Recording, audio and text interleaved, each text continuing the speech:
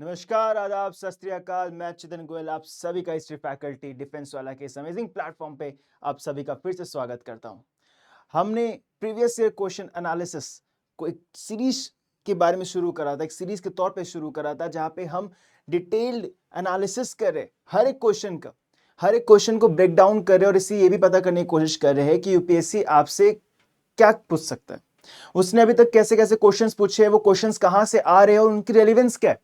Along with this आप ये भी समझोगे कि कैसे क्वेश्चन जो है वो रेगुलरली या फ्रिक्वेंटली आपसे पूछ रहे हैं। इससे एक आपको अंदाजा मिलता है कि हाँ, ये ऐसे क्वेश्चन है, ये ऐसे इन एरियाज पे हमें पर्टिकुलरली फोकस तो करना ही करना है, मैंडेटरीली, कंपल्सरली। ठीक है, तो इन एरिया से फोकस करना है। और कौन से ऐसे एरियाज है जिसपे उतने फ्रिक्वेंटली क्वेश्चंस तो पूछे नहीं जा रहे हैं, सो उन पे ध्यान रखना है। बट जिन पे पूछा जा रहा है उन पे तो मतलब आपको ध्यान रखना है, उनको याद करना है without any other options, right.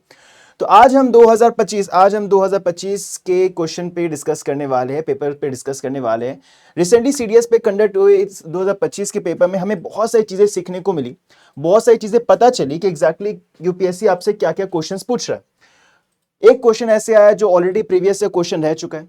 आपसे कुछ ऐसे क्वेश्चंस पूछे जो बहुत ज्यादा आई वुड से फैक्चुअली डीप क्वेश्चन थे, यूजुअली अपन पढ़ते नहीं। बट आपको उससे एक अंदाजा मिल रहा है कि यूपीएससी कहीं ना कहीं आपसे ऐसे फैक्चुअल क्वेश्चंस फ्यूचर में भी पूछ सकता है। तो हमें उन चीजों की भी तैयारी करनी है हमारे अपकमिंग एग्जाम में। इस चीज का हमें बिल्कुल ध्यान रखना है, ठीक है। ओके, तो फर्स्ट क्वेश्चन जो आप सबके सामने है वो ये है, which of the following statement with reference to Jordan are correct. अगर आपने पहले मेरे लेक्चर्स को देखा है, सुना है, तो आपको मैंने हमेशा से ये बताया है कि जब हम हिस्ट्री को पढ़ते हैं, जब अपन हिस्ट्री को पढ़ते हैं तो हिस्ट्री को कभी भी आप एकेडमिकली जो चीजें पढ़ी जा रही है, जो बुक्स में लिखी जा रही है, जो बुक्स में ही पढ़ी जा रही है, उन चीजों से हम सिर्फ नहीं पढ़ते। हिस्ट्री इज समथिंग जिसे हमें बाकी एरियाज और बाकी सब्जेक्ट्स के साथ रेगुलरली पढ़ना जरूरी है, उनके साथ कनेक्ट करके पढ़ना जरूरी है। और ये एनआर स्कूल ऑफ हिस्टोग्राफी में हमेशा से बोला गया है, लियोपोल्ड वॉन रैंकिन ने हमेशा बताने की कोशिश करी है कि हिस्ट्री को आपको बाकी सब्जेक्ट्स के साथ जोड़कर पढ़ना पड़ेगा, तब जाके आपको एक कॉम्प्रिहेंसिव ओवरव्यू मिलेगा। जैसे यहां पे जो क्वेश्चन आपको यहां पे आ रहा है, जॉर्डन से क्वेश्चन है। जॉर्डन एक कंट्री है जो आपके आई वुड से इजराइल के बगल में, राइट, मिडिल ईस्ट में, वेस्ट एशियन कंट्री। अब जॉर्डन की बात करें तो जॉर्डन आपको ज्योग्राफिकल कॉन्सेप्ट बता रहे हैं, ज्योग्राफी से जुड़ा हुआ कॉन्सेप्ट है। अब यहां पे आपको जॉर्डन के बारे में पूछ रहा है हिस्ट्री से कनेक्ट करके, तो क्या हिस्ट्री और ज्योग्राफी का एक कॉन्फ्लुएंस आपको यहां देखने को मिल रहा है? ये चीज डिफरेंट डायमेंशंस के साथ जोड़कर पढ़ना पड़ता है। उसमें ज्योग्राफी एक सेगमेंट है, उसमें इकोनॉमी एक सेगमेंट है, उसमें इन्वायरमेंट एक सेगमेंट है, उसमें पॉलिटी एक सेगमेंट है। हर डिफरेंट सेगमेंट्स के साथ जोड़ कर हमें उसे पढ़ना पड़ता है। यहाँ पे ज्योग्राफी के साथ वो सेगमेंट आपको देखने को मिल रहा है। तो क्वेश्चन क्या पूछ रहा है, the country of Jordan was created through the British mandate. देखिए, ये आफ्टर वर्ल्ड वॉर 1 के बारे में बात करेंगे अपन, ठीक है, इससे जुड़ा हुआ है। तो यहां पे हिस्ट्री आ गया। अब सेकंड कॉन्सेप्ट जो है, सेकंड ऑप्शन जो है वो है कि ये लैंड लॉक्ड है या नहीं। तो लैंड लॉक का मतलब क्या है कि वो कहीं से भी पानी का सोर्स, यानी दैट मींस उसके पास ओशन का एक्सेस नहीं। लैंड लॉक का मतलब ये होता है, फॉर एग्जांपल अगर हम उत्तर प्रदेश की बात करते हैं, Uttar Pradesh, Madhya Pradesh are land locked, उसके पास डायरेक्ट सोर्स ऑफ ओशन नहीं है। और महाराष्ट्र की बात करते हैं, उड़ीसा की बात करते हैं, तो उनके पास ओशन का एक्सेस है, अरेबियन सी और bay of Bengal, that's another part, but उनके पास एक्सेस है, ठीक है। अगर अपन यहां बात करते हैं जॉर्डन की, तो फॉर एग्जाम्पल थोड़ा सा अपन मैप देखते हैं, तो कुछ आपको ऐसे करके ये रीजन देखने को मिलता है। ये है इजराइल, ठीक है, ये है जॉर्डन, ठीक है, ये है जॉर्डन। यहां पे आपको डेड सी देखने को मिलेगा, यहां पे गल्फ ऑफ गैलिली देखने को मिलेगा, ठीक है। और if I am not wrong, Gulf of Aqaba, just take a pinch of salt, I am not sure about this part, but Gulf of Aqaba आपको यहां देखने मिलता है, और यहां पे इजिप्ट आपको देखने को मिलेगा, राइट। तो इससे ये तो क्लियर हो गया कि आपका गल्फ है, इसका मतलब पानी से एक्सेस तो है, पानी से एक्सेस डेड सी है, यानी पानी से एक्सेस है। तो लैंड लॉक्ड है या नहीं? Obviously answer is no, land lock तो नहीं है, इट्स नॉट लैंड लॉक्ड। चलिए ये थोड़ा ज्योग्राफी से रिलेटेड क्वेश्चन था, ज्योग्राफी से रिलेटेड ऑप्शन था, इसके हमने बात कर ली। अब चलते हिस्ट्री पर्सपेक्टिव से। हिस्ट्री की बात करें, होता क्या है, coming to the question, coming to a story, थोड़ा सा एक बेसिक स्टोरी बताता हूँ। होता क्या है, वर्ल्ड वॉर 1 से पहले आपको दो मेजर पावर्स देखने मिलते हैं। जैसे आज हम यूएसए को देखते हैं, उससे पहले यूएसएसआर भी था। उस वर्ल्ड वॉर 1 से पहले कई सारे मेजर पावर सेंटर्स थे, पर दो सबसे मेजर पावर सेंटर्स थे after decline of Portuguese and Spain. जैसे देखो, हमेशा याद रखना, मैंने हमेशा आपको ये बात बताया कि हर एक पावर सेंटर जो होता है, हर एक पावर सेंटर जो होता है, उसके बीच में कुछ ऐसे आपको देखने मिलेगा। वो पावर सेंटर कहीं नहीं होता है।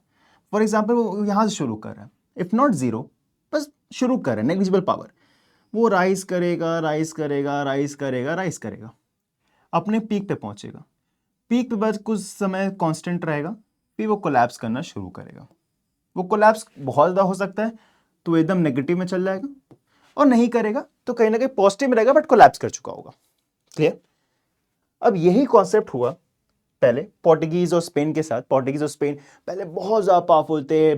ट्रीटी ऑफ टॉर्डेसिलास होता है, डिवीजन हो जाता है अर्थ का, आई वुड से इमेजिनरी लाइन से डिवीजन हो जाता है, एंड उसके बाद राइज होता है ब्रिटेन का, राइज होता है फ्रांस जैसे कंट्रीज का, एंड फिर उन्होंने गदर मचा दिया, उन्हें पूरे कंट्री, पूरे वर्ल्ड पे कहीं ना कहीं कंट्रोल कर दिया। हर जगह कॉलोनीज, हर जगह कॉलोनीज, हर जगह लड़ाई कर रहे, हर जगह कॉलोनीज बना ले रहे, कल्चर एक्सचेंज हो रहा है, अपना कंट्रोल बना के बैठे हुए। ये चीजें हमें देखने को मिल रही है। फिर लड़ाई होती है वर्ल्ड वॉर 1 की। आपको पता है, वर्ल्ड वॉर को हम टोटल वॉर भी कहते हैं। वर्ल्ड वॉर को हम यूरोपियन वॉर के तौर पे देखते हैं, क्योंकि it was not a world war, it was an European war, जहां पे यूरोपियन कंट्रीज एक दूसरे के साथ लड़ रही थी। इट वाज नॉट कि हर एक देश पूरी दुनिया में लड़ रही है एक दूसरे के साथ, नहीं। ये लड़ाई क्यों हो रही है? लड़ाई इसलिए हो रही है बिकॉज सबको एक को तीन चीजें चाहिए, पावर, प्रेस्टीज एंड रिसोर्स। ठीक है, हर एक को ये चीजें चाहिए, और कांस्टेंट कॉन्फ्लिक्ट हो रहा है। अगर दो पार्टीज है, मैं या कोई एक और, मैं और एक और कोई इंसान है, हम दोनों एज ए टीचर काम कर रहे हैं, चलो ये थोड़ा गलत हो जाएगा, लेट्स से ए पर्सन है और ये बी पर्सन है, ये दोनों टॉपर्स है, ये दोनों टॉपर है, और ये सी है। पहले कंपटीशन इसके और इसके बीच में था, ठीक, क्लास पे कंपटीशन इसके इसके बीच में था। ये छोटा सा था, एवरेज बच्चा था। फिर एक डी बच्चा है जो बिल्कुल राइज अभी तक किया ही नहीं है, वो ठीक है, बस पास कर जा रहा है। धीरे धीरे सी का राइज हुआ, ये भी कहीं ना कहीं टॉपर्स के बराबर अंश हुआ, और ये भी कहीं ना कहीं एवरेज फेलियर से पास करते हुए एवरेज स्टूडेंट आना शुरू किया। तो कहीं ना कहीं पहले इन दोनों विषय कंपटीशन था, फिर इन दोनों विषय कंपटीशन होना शुरू हुआ, अब इन तीनों विषय कंपटीशन होना शुरू हुआ। तो जैसे जैसे कंपटीशन बढ़ते जा रहा है, बढ़ते जा रहा है, बढ़ते जा रहा है, कॉम्प्लेक्सिटीज बढ़ते जा रही है, उतना ही ज्यादा कंफ्यूजन बढ़ते जा रहा है, उतना ही ज्यादा स्ट्रगल बढ़ते जा रहा है, और उतना ही ज्यादा सुपीरियोरिटी कि मैं ज्यादा सुप्रीम हूं आपसे, उस चीज को लेकर रेस शुरू हो रही है। ये बोल रहा है कि आप दोनों के पास पावर क्यों है, हम भी कहीं ना कहीं वो बन रहे, टॉपर बन रहे। ये बोल रहा है कि मैं ठीक है, पहले फेलियर था, मैं एवरेज से पीछे था, बट अब तो मैं एवरेज और टॉपर के बीच में आ रहा हूं, तो आप तीनों के पास रिसोर्स क्यों रहेंगे, मुझे क्यों नहीं मिलेगा? तो जो कांस्टेंट कन्फ्लिक्ट चल रहा है, कांस्टेंट ये क्वेश्चन पूछी जा रही है कि मेरे पास क्यों नहीं, इस चीज के वजह से कांस्टेंट कन्फ्लिक्ट चल रहा था। और फिर होता है वर्ल्ड वॉर 1। ठीक है, वर्ल्ड वॉर 1 जो होता है उसमें बहुत ज्यादा रिसोर्स का ड्रेन होता है, बहुत ज्यादा मैन पावर का लॉस होता है, बहुत ज्यादा नॉन मैन पावर का लॉस होता है। 1914 से लेकर 1918 तक ये लड़ाई चलती है, इवेंचुअली 1919 में जाके ट्रीटी साइन होती है। Treaty of Versailles, treaty of treaty of Versailles होता है, सेवरल अदर ट्रीटीज होते हैं, मैं just forget those names, but treaty of Vercel obviously important होता है, इसलिए याद भी है मुझे, बट बाकी डेफिनेटली रिलेवेंट है। तो होता क्या है कि यहाँ पे कई सारे ट्रीटी साइन होते हैं, जिसमें ट्रीटी ऑफ वर्सेल्स होते हैं, बाकी बहुत से ट्रीटीज होते हैं, सेवरेस होते हैं, और बहुत सारे होते हैं। तो उसमें ऑटोमन एम्पायर के साथ भी ट्रीटी साइन होता है। ठीक है, अब जब ऑटोमन एम्पायर के साथ ट्रीटी साइन होता है तो होता है क्या, ऑटोमन एम्पायर जो है वो बहुत बड़ा एम्पायर होता है। It includes the Constantinople region, जो कि यूरोप और I would say western Asia का एक बॉर्डर के बीच में छोटा सा आई वुड से सिटी या टाउन, या जो भी कह लो, कैपिटल सिटी की तरह, जो अपने आप में एक पैसेज है एशिया से वेस्टर्न यूरोप में जाने के लिए, मतलब एशिया से यूरोप में जाने के लिए पैसेज के तौर पे आप कॉन्स्टेंटिनोपल को देख सकते हैं। उसके साथ साथ मिडिल ईस्ट में भी इनका बहुत कंट्रोल था, वेस्टर्न एशिया में इनका कंट्रोल था। तो Ottoman empire was a very big territory, right? और उसमें जो लीडर थे वो अपने आप को खलीफा भी कहा करते थे, right. Ottoman empire, Germany and बाकी स्टेट्स जो थे, बाकी कंट्रीज जो थे, वो लड़ाई कर रहे थे, इवेंचुअली वो हार गए तो ऑब्वियसली इन पे ब्लेम डाला गया। जो हार जाता है उन पे ब्लेम डाला जाता है, जो जीत जाते हैं उन पे तो ब्लेम होती नहीं, उनकी 100 गलती माफ हो जाती है।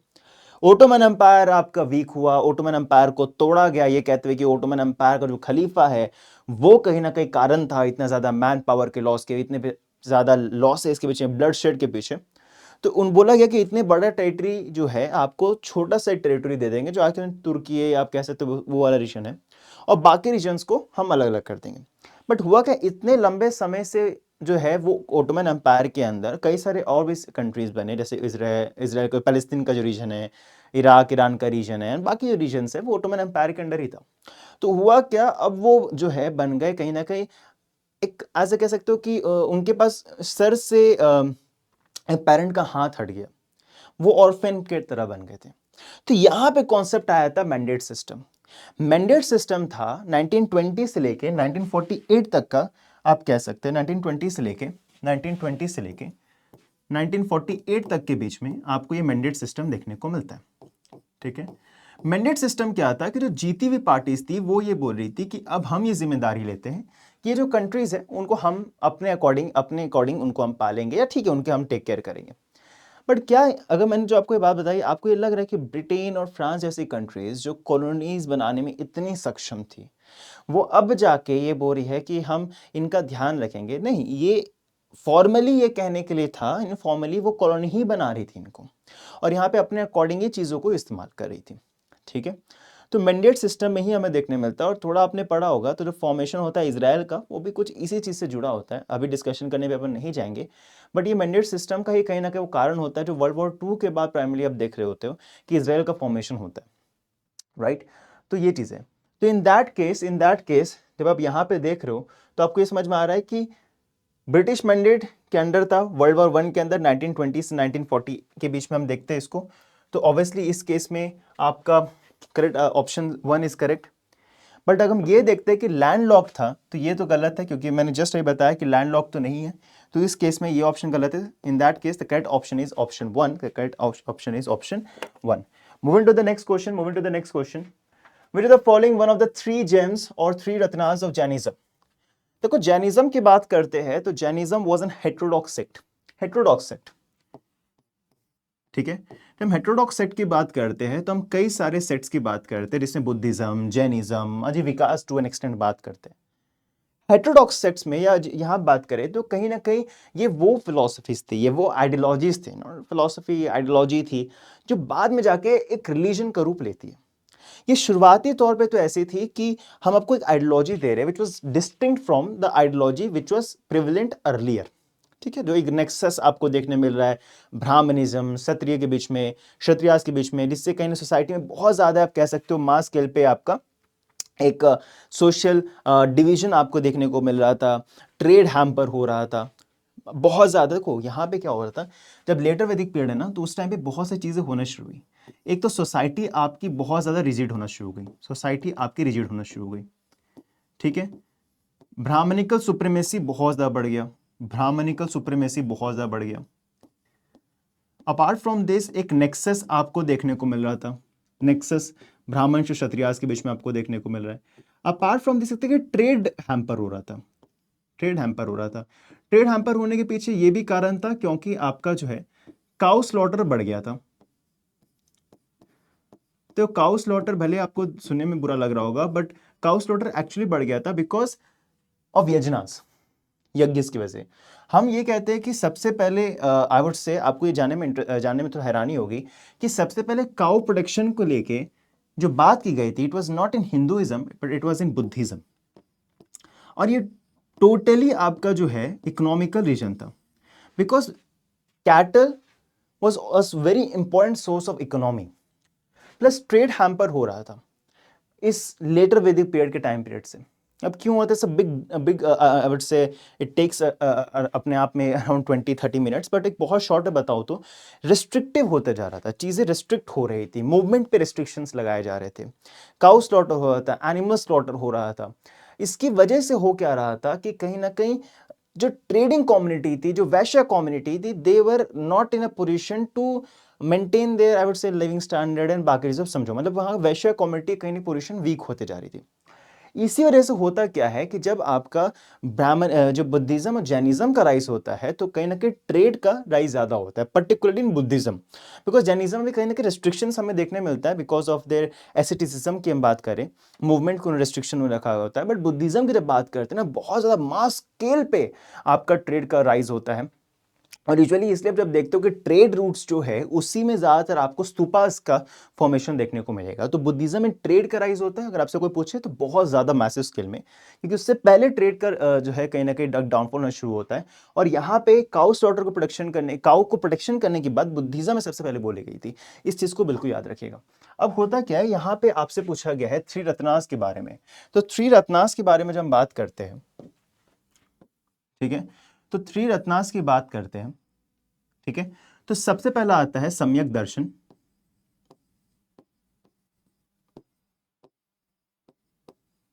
जो आई गेस यहां भी मेंशन्ड है।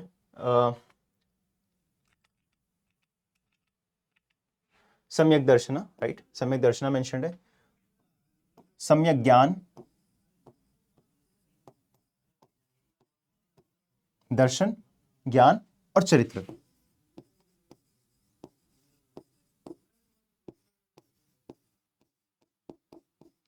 ये थ्री ज्वेल्स कहा जाता है, इनको त्रिरत्न कहा जाता है। त्रिरत्न का यहाँ पे कॉन्सेप्ट क्या है कि सम्यक ज्ञान, राइट नॉलेज, सही ज्ञान होना बहुत जरूरी है। आप you should have right knowledge. Knowledge भी अलग अलग तरीके से होता है, अच्छा ज्ञान होता है, गलत ज्ञान होता है, तो सही ज्ञान होना बहुत जरूरी है, उसके बारे में यहाँ बात की जाती है। सम्यक दर्शन और सम्यक चरित्र की बात करते हैं। It's a right knowledge, right faith and right conduct. Right knowledge, right faith and right conduct की हम बात करते हैं, तो सम्यक चरित्र जो है वो कंडक्ट की बात करता है, और सम्यक जो दर्शन है वो राइट फेथ की बात करता है। ये इंपॉर्टेंट है। राइट फेथ है मतलब भरोसा रखना, आप किस पे भरोसा रख रहे हो, फेथ किस पे रख रहे हो, उसकी बात की जाती है।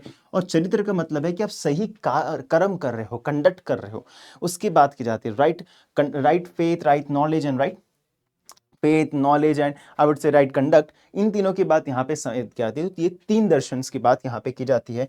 अपार्ट फ्रॉम दिस, अगर आप इनकी बात कर रहे हो तो यूपीएससी आपसे डेफिनेटली पूछ सकता है पंच महाव्रता के बारे में, ठीक है। पंच महाव्रता का मतलब क्या है, पांच मेन व्रत, फाइव मेन वोज। उसमें आता है सत्य, असत्य, अहिंसा, अपरिग्रह, ब्रह्मचर्य।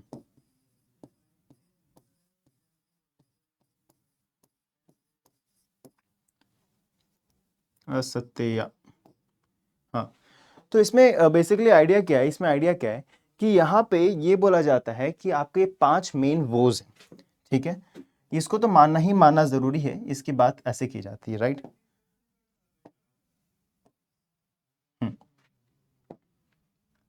अस्त्य, सॉरी मैंने असत्य बोला था, इस अस्त्य, राइट। तो सत्य का मतलब क्या है कि आपको हमेशा सच बोलना है, you should always speak truth. असत्य का मतलब ये है कि जो चीजें आपको मतलब यहाँ पे मतलब हो सकता है कि चोरी नहीं करना, यू शुड नॉट स्टील। जो चीजें आपको बिलोंग नहीं करती है वो चीजें आपको पाना नहीं चाहिए। यही कॉन्सेप्ट आपको अपरिग्रह से भी देखने को मिलता है। अपरिग्रह का मतलब होता है कि पोजेशन नहीं रखना, किसी चीज का पोजेशन नहीं होना। देखो, असत्य का मतलब है कि जो चीजें बिलोंग नहीं करती उसको चोरी करना गलत है, राइट। चोरी करना मतलब वो चीजें लेना गलत है, चोरी करना गलत है, कॉन्सेप्ट सिंपल सा मतलब ये। अहिंसा का मतलब है कि लड़ाई झगड़ा नहीं करना है, should go for non violence kind of thing.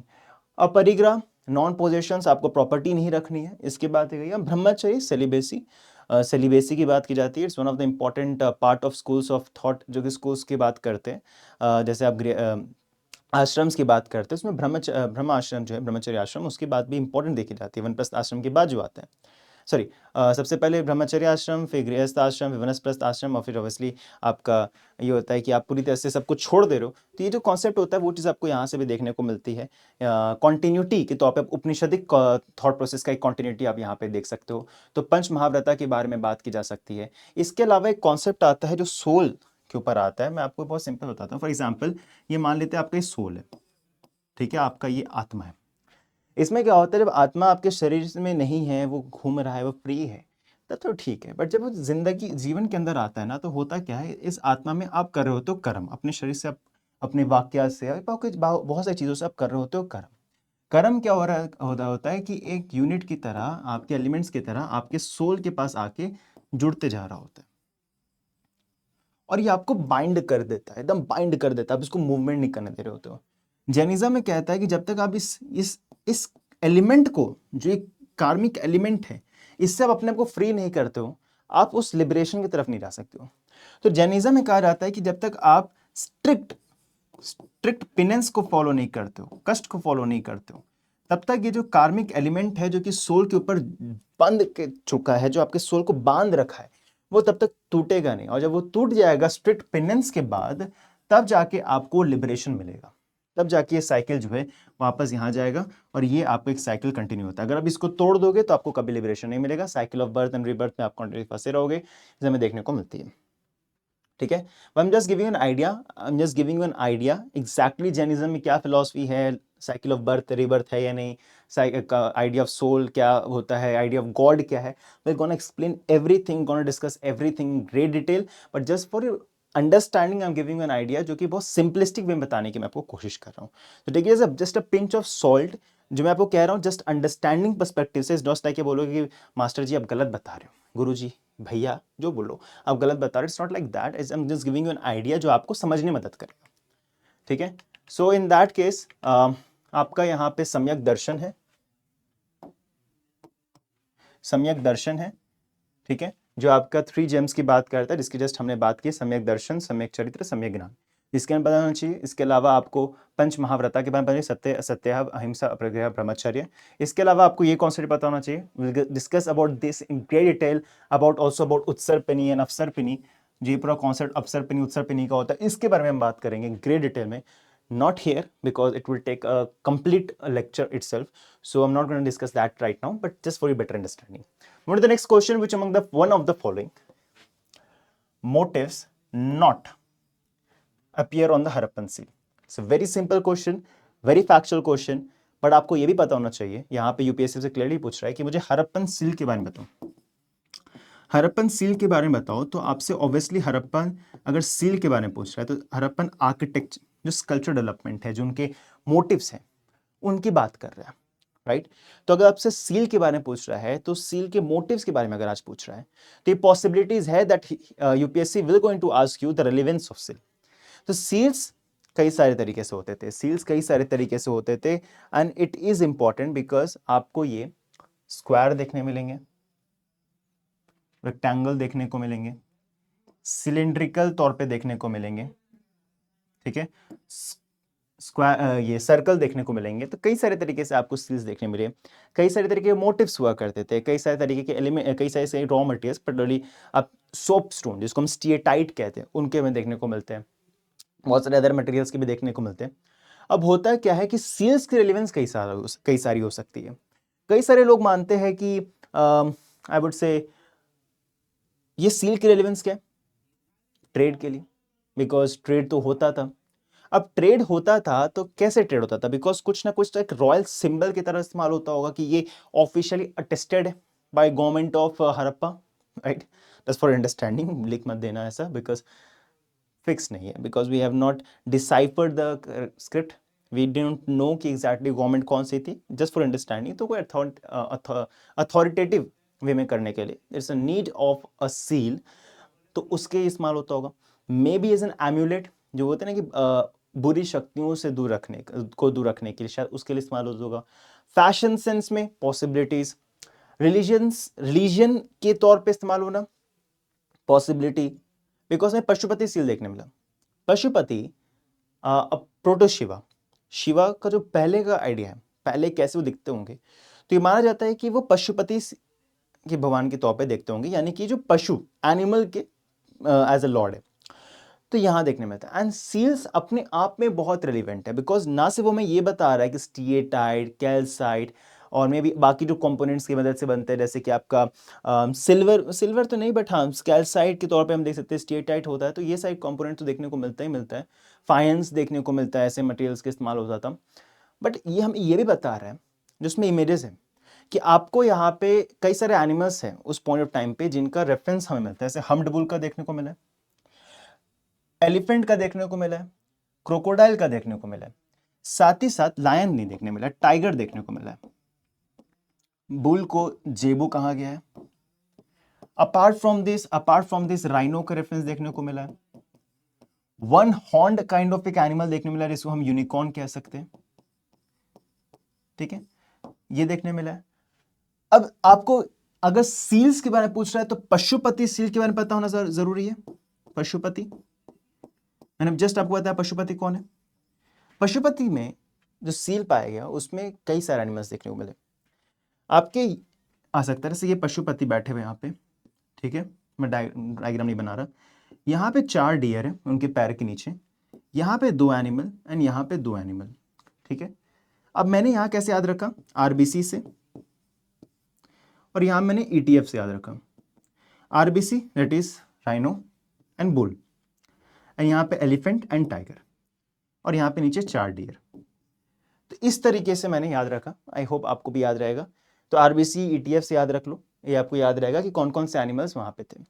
Important है बिकॉज यूजुअली क्वेश्चंस ऐसे आते हैं कि कौन से एनिमल्स किस डायरेक्शन में थे, तो उससे भी पता चल जाएगा। तो बाकी अभी और कौन कौन से एनिमल्स ये पता होना चाहिए, प्लस कौन कौन सा मटेरियल इस्तेमाल होता था वो पता होना चाहिए, एंड इनका यूसेज क्या था वो पता होना चाहिए, ठीक है। I hope I am clear to this point.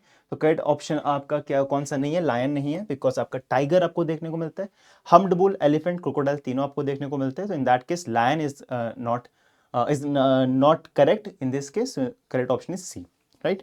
Move to the next question. Which among the following is the earliest text? I'm just giving you 10 seconds. Just अब ये समझो ये कौन से हैं, ठीक है। ओके, अष्टाध्यायी कब लिखा गया और किसने लिखा? अष्टाध्यायी को लिखा है पाणिनि ने। और अगर आपने हिस्ट्री को, एंशिएंट इंडिया को बहुत ध्यान से पढ़ा है तो आपको ये पता होगा कि पाणिनि बिलोंग्स टू महाजनपदिक पीरियड, ठीक। मनुस्मृति गुप्तन पीरियड, और टू एन एक्सटेंट 200 बीसीई से लेके 200 सीई तक मतलब मानते हैं इसको, ठीक है। Sushruta Samhita Guptan period around 6th century BC, 6th century से हम मान के चलते 6th century BC, I am not 6th century के देखने मिलते हैं, और BC 6th century. Natya Shastra of Bharat, it was around same time period 200 BC से लेके 200 सी के टाइम पीरियड पे देखने को मिलता है।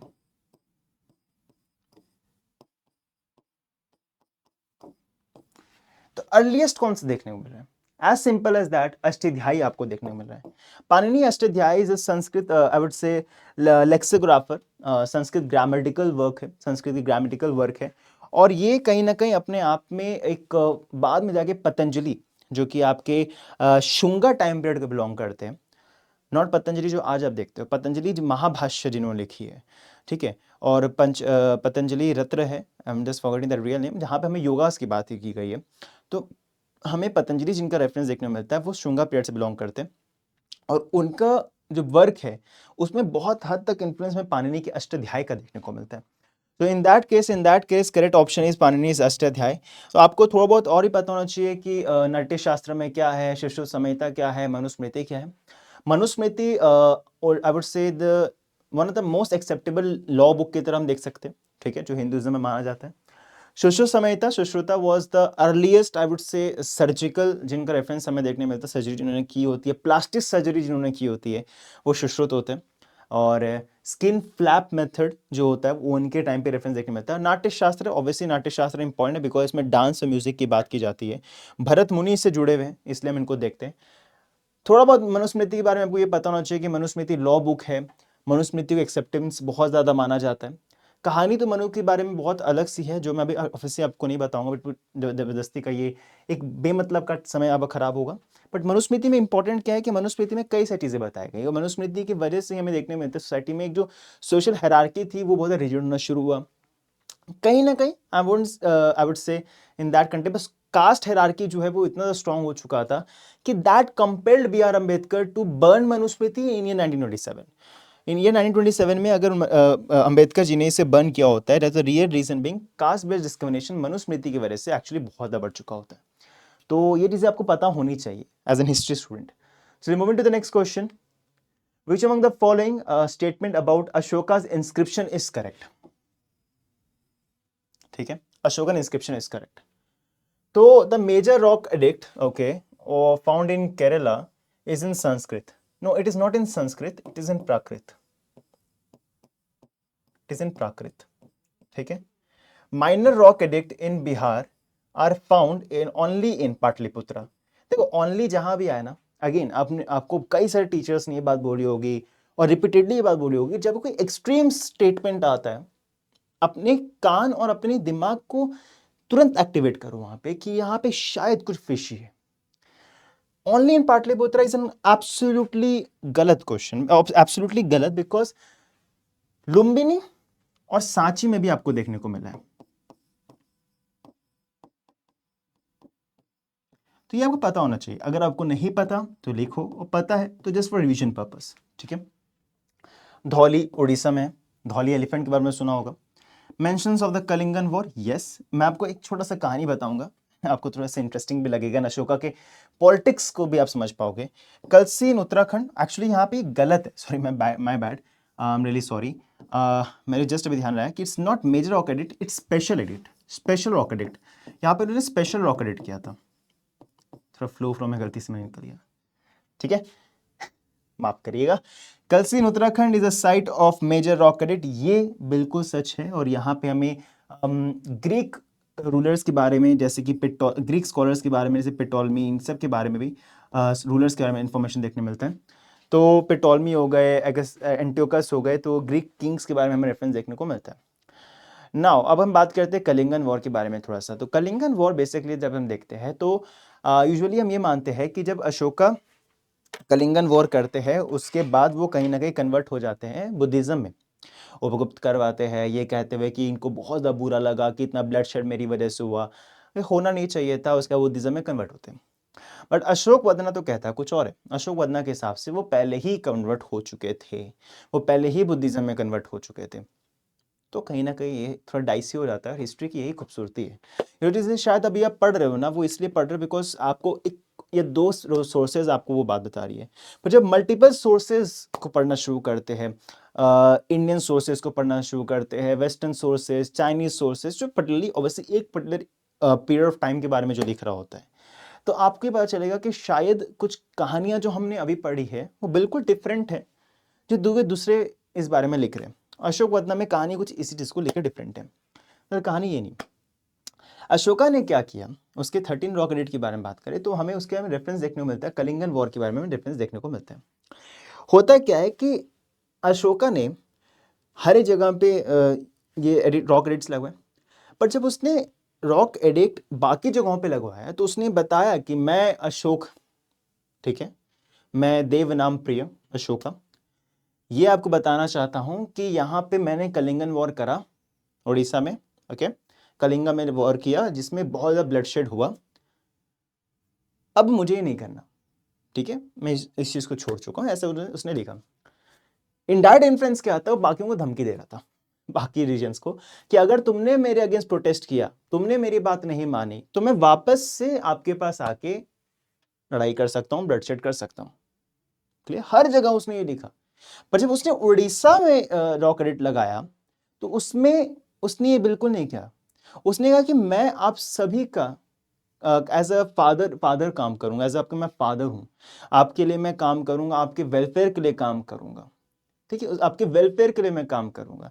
बिकॉज उसके माइंडसेट में वो ये चाह रहा था कि जब फ्यूचर में जब आने वाले वंशज होंगे उन लोगों के जिनको वैसे इन्होंने ब्लडशेड हुआ और जिन्होंने इस चीज को फेस किया, तो वो कहीं ना कहीं ये जो सिनेरियो होगा ना कि अशोका को लेके जब वो पढ़ेंगे रॉक एडिक्ट को तो उनको लगेगा कि नहीं यह बहुत ज़्यादा बेनिवोलेंट रूलर था। बट अगर उनके दिमाग में ये चलता रहेगा कि इस इंसान ने हमारे पूर्वजों को इतना ब्लडशेड करा, इतना मारा, तो कहीं ना कहीं नेगेटिव इमेज हो बनेगा। तो उस चीज़ को हटाने के लिए इसने सिर्फ यहाँ पे अशोका ने कहीं ना कहीं इस बारे में मेंशन नहीं किया, बाकी जगह पे उसने डेफिनेटली मेंशन किया था। अब ध्यान से पढ़ोगे तो आपको ये बिल्कुल पता चलेगा कि Ashoka was a true politician, I would से अ पॉलिटिकल रूलर। तो इसमें कोई डाउट नहीं था अगर आपको ये कहने को मिलता है तो। ठीक है, तो करेक्ट ऑप्शन यहाँ पे क्या, ऑप्शन डी है, बिकॉज यहाँ पे स्पेशल ऑकरेट है। ये पाटलिपुत्र में, लुम्बिनी और सांची में भी है, और केरला में संस्कृत में नहीं प्राकृत में। इसको बहुत आसान तरीके से भी समझ सकते हो क्योंकि इस पॉइंट ऑफ टाइम पे संस्कृत डोमिनेंस बहुत हद तक कम हो चुका था, बुद्धिज्म और जैनिज्म का इन्फ्लुएंस देखने में मिल सकता है। तो अगर आपको यहाँ पे इन केस आपको ये भी नहीं पता कि पाली में लिखा गया है प्राकृत में लिखा गया, तो आप ये भी समझ सकते हो। बट आपको ये पता ना चाहिए संस्कृत में तो डेफिनेटली इस पॉइंट ऑफ टाइम पे लिखा जाना थोड़ा मुश्किल है, इफ नॉट नामुमकिन तो मैं नहीं बोलूंगा, पर मुश्किल है। तो इस तरीके से आप कहीं ना कहीं चीज को सोच सकते हो। और ओनली मैंने बोला कि बहुत ज्यादा ही हो जाता है कि एक्सट्रीम स्टेटमेंट है, और Dhauli major rock edict special rock edict उसने इशू करा था। ठीक है, moving to the next question, which of the following statement about the Ajivikas is not correct. Ajivikas मैंने आपको थोड़ी देर पहले बताया था। आजीविकास का सीन क्या था, आजीविकास मकाली गोशा, वो आजीविकास के एज ए लीडर की तरह हम उनको देखते हैं, उनका नाम को काउंट करते हैं। आजीविकास का कांस्टेंट जो है डिबेट और आई वुड से आइडियोलॉजिकल डिबेट और कॉन्फ्लिक्ट चलता था with that of Buddhism and Jainism, Jainism के साथ।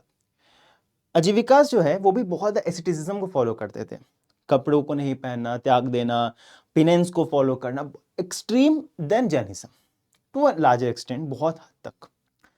तो हमें देखने मिलता है कॉन्स्टेंटली आइडियोलॉजिकल बेसिस पे कंफ्लिक्ट चलता आ रहा था तीनों के बेसिस पे, तीनों के बीच में। आजीविकास का कॉन्सेप्ट जो था वो था नियतिवाद का, नियतिवाद। ठीक है, जो नियतिवाद थे बहुत फॉलो करते थे। नियतिवाद का मतलब क्या था कि हर एक कुछ जो आपके आसपास में हो रहा है, हर एक कुछ जो आपके साथ हो रहा है, जो आप कर रहे हो, मैं यहां पे नियतिवाद को लिख रहा हूं, मेरे हाथ में, इस हाथ में रिमोट है, मेरे आसपास में स्टूडियो है, तो ये सब कुछ जो है ये नियति में मेंशन्ड है।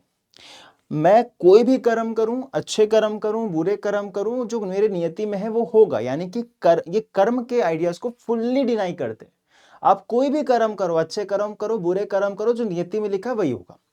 ये नियतिवाद का कॉन्सेप्ट था जो कि इसमें प्रोपोगेट किया गया था।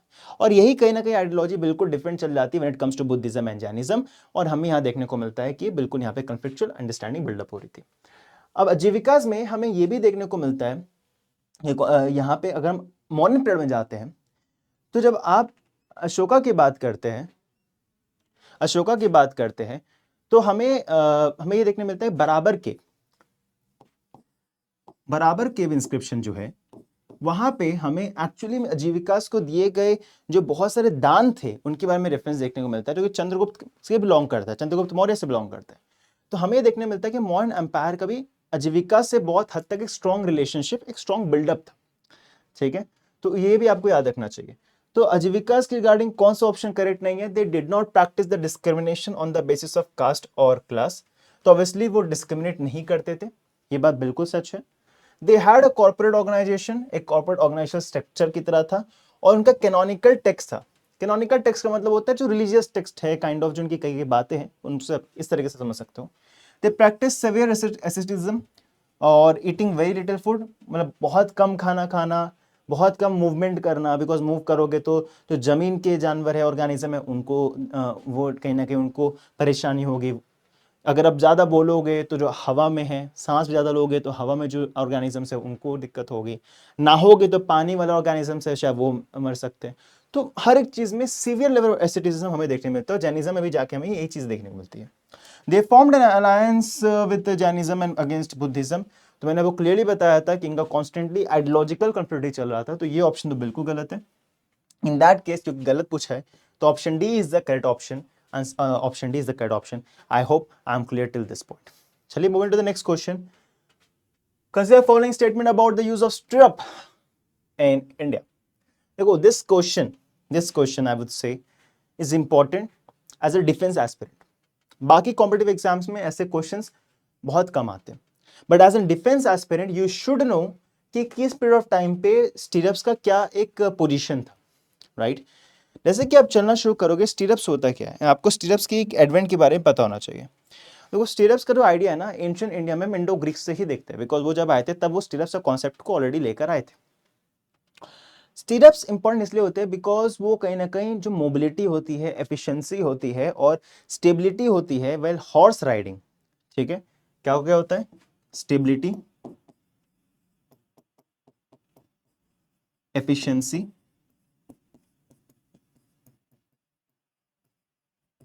ये दोनों को इंप्रूव कर देती है। स्टेबिलिटी और एफिशिएंसी जब आप राइड कर रहे होते हो हॉर्स राइडिंग, तो उसको बहुत इंप्रूव कर देती है।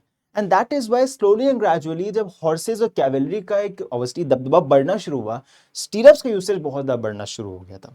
तो अगर आपसे यहाँ पे स्टीरप्स के बारे में पूछ रहा है, तो आपको बाकी अदर इंस्ट्रूमेंट्स जो कि इंट्रोड्यूस हुए थे gradually, if not in the time of Indo Greeks, but उसके बाद भी you should know about each and every developments जो हो रहे थे। अब यहाँ पे क्या है, कोणार्क हॉर्स स्कल्पचर में जो 1250 में देखने को मिलता है, रिंग स्टिरअप दिखाते हैं।